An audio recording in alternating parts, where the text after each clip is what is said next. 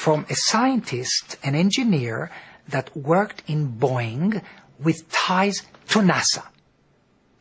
And I don't know, the conversation started between me and him that it is, no matter how far out this sounds and how science fiction it sounds, that it was possible to get Michael Jackson to the moon.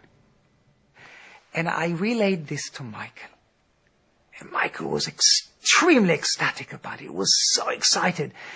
Just by, the idea of him being able to actually do his moonwalk on the moon. And I remember, it was really, to me, it was an impossibility, but the flicker, the hope that it could happen was there because these emails were coming from a scientist. At 3 o'clock in the morning, Michael Jackson left me a message on my answer phone. Uri Geller, it's Michael Jackson calling. When you get this message, please know that I pray that we do the moon trip. I want to be the first one to do it in the pop world. And now I hear that NSYNC and all these people are trying to go. I want to be first, please.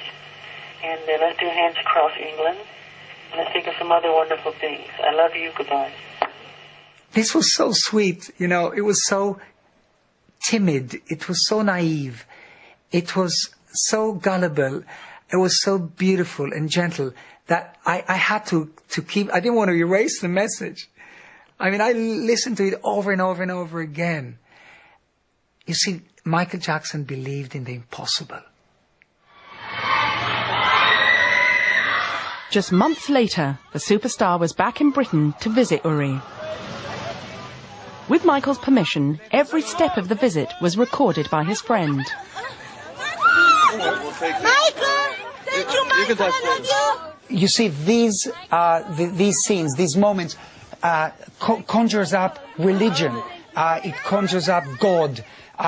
This is kind of on a different plane. This is like these people, these fans, looked at Michael almost like a Jesus.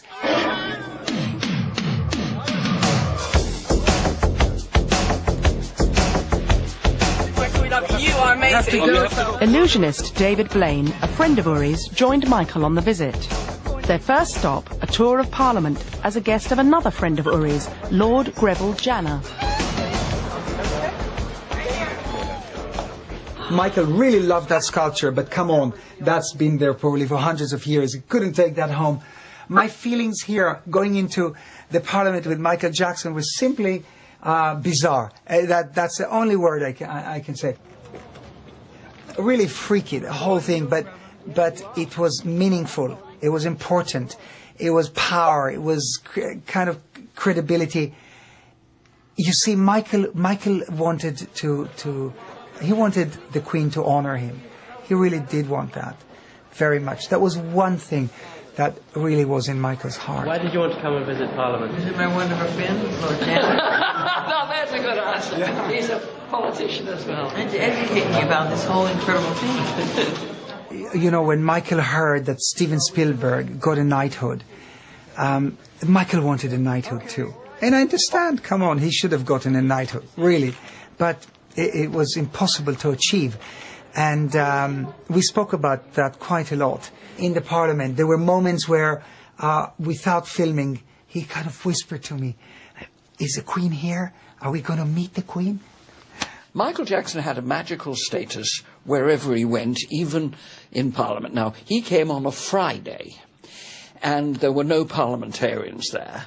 And the staff and everybody who met him treated him with much more joy and respect and amazement than they ever do any of the members of either House of Parliament. He was a rare and wonderful visitor. So I took Michael through the House of Commons, and he sat down. And I said to him, "Hey, Michael, you can't sit here. Only elected people can sit in the House of Commons." He looked very bemused, because it must be the only place in the world he's ever been told he couldn't sit down.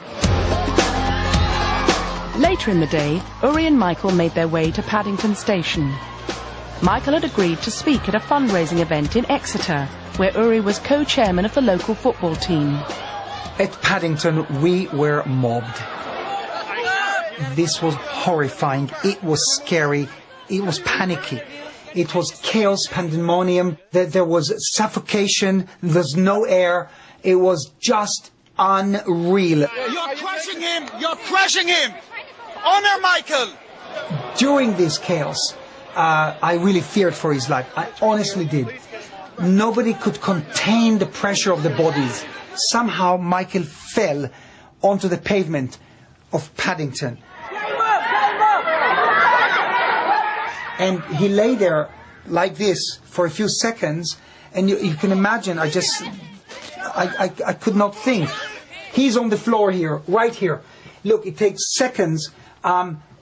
We try to get some air around him, and then I've never seen anything like it. It was like from the movie The Matrix. He sprang up, or it catapulted off the floor like some type of a cheetah, a tiger, and he just zoomed as fast as the speed of light to the train. We couldn't catch up with him. It was impossible. Yeah, of course. And Michael, this is for you. This is Marvel Comics, and that's me. What kind of comics? Michael had agreed to travel to Exeter to help raise money for Exeter City Football Club and to raise money for a children's charity. On the train with him was Mark Lester. The pair had become friends when they were both child stars. Mark had played the part of Oliver as a boy. Michael and Mark were godfathers to each other's children. As a godparent, Michael was fabulous. I mean, we spent Christmas with him a couple of years ago, and he flew us all out to Bahrain for a week, and we arrived at this palace where we were staying, and Michael had laid out all the Christmas presents, and it looked like the ground floor of Hamleys. I've never seen so many presents in my life. I mean, it was ridiculous. I mean, if the children never had Christmas again, that would have been, they've had all their Christmases in one go. I mean, it was unbelievable, and we had a week of absolute joy with Michael and his children. And Michael, as a dad, was a great dad. He was the sort of dad that everyone would want to have as a dad. You know, he was firm but fair. The children he was very hot on manners, especially table manners. The children were extremely polite. They always had to say please and thank you, and he was very particular about that. They were very well educated, I must say. They are some of the brightest kids, and they are very polite and very, very nice children. Michael did a very good job on bringing them up. Once in Exeter, thousands were waiting to meet Michael as he arrived at the football ground with Uri, Mark and David Blaine. It was a special moment for one disabled young fan. I ran through the whole crowd, jumped under the bodyguard's legs, and jumped in Michael Jackson's arms, and held him so tight, it was unbelievable. And he walked around for a bit, and then tapped me on the head and said, "I love you." And then it was just like the most memorable thing I ever done in my life.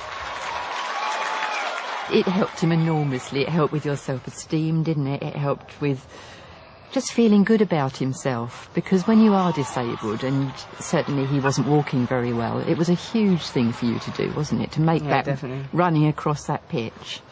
And of course then we got to know Uri, who's been in his life ever since. Back in the stadium, Michael met other local children. One of them was Lauren Sefferton, who at the time was suffering from cancer. Right in front of me was Michael Jackson, and I was just stunned. I put my hands like this. Had tears in my eyes, and I was shaking. I was like, Michael Jackson stood right in front of me, and it was just surreal. To be honest, he looked like a waxwork doll. He did not look real. He was so pale, and his eyeliner tattooed on, and bright red lips. And I remember just thinking, oh, he just doesn't look real. And when I was talking to him, I just couldn't help but look obviously at his nose. I couldn't stop staring. And, you know, I was trying my hardest not to, because, you know, when you're talking to somebody and you're staring at one thing. But like my mum said too, that you just can't help it, because you're just thinking it's so tiny, and all the way that it's changed, and